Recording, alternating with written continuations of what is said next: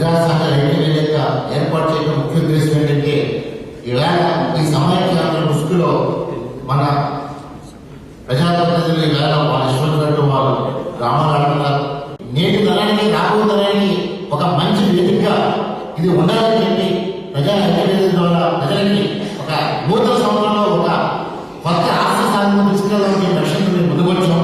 దీనికి అన్ని సంఘాలు వాళ్ళ మద్దతును పలికి ఇతరులు కూడా కార్యక్రమం తీసుకెళ్లి త్వరలోనే విష్ణుకుమార్ గారు అందరూ కలిపి దీన్ని ఆచరణలో తీసుకెళ్లి దీన్ని ముందు తీసుకొస్తారని చెప్పి మనం చేస్తున్నాం.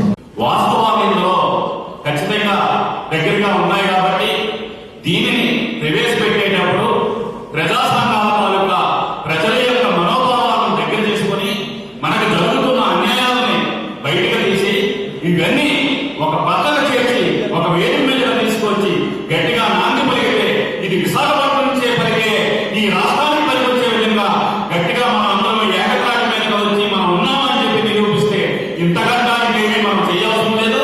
ఈ ప్రజా సంఘాల ఐక్యవేదిక ఖచ్చితంగా రాబోయే రోజుల్లో 3 పువ్వులు 6 కాయగా అభివృద్ధి చెంది 2014 నాంది పలికి రాబోయే రోజుల్లో మన సమగ్ర ఆంధ్రప్రదేశ్ సమగ్రంగా ఉండేటట్టు చూసి మరి ప్రస్తుతం ఉన్న ప్రజాప్రతినిధులు కూడా ఎవరి స్వార్థబుద్ధితో రాజకీయ లబ్ధి కోసం వారు తాలూకా పాత్ర నిర్వహిస్తున్నారు. అది మంచి పద్ధతి కాదని చెప్పి డిమాండ్స్ లో డీటెయిల్ గా ఉన్నాయి అని ఒకటి పార్ట్ చేశాము. దాంట్లో ముఖ్యంగా మా డిమాండ్స్ ఏంటంటే సమైక్యాంధ్ర ముసుగులో ప్రజాప్రతినిధులు పార్టీలు మారటంలో చూపించే శ్రద్ధ తెలుగు జాతి ఐక్యత కోసం పాటుపడటం లేదు. అట్టి వ్యక్తులను ప్రోత్సహించే పార్టీలు ప్రజాగ్రహానికి గురవుతారు.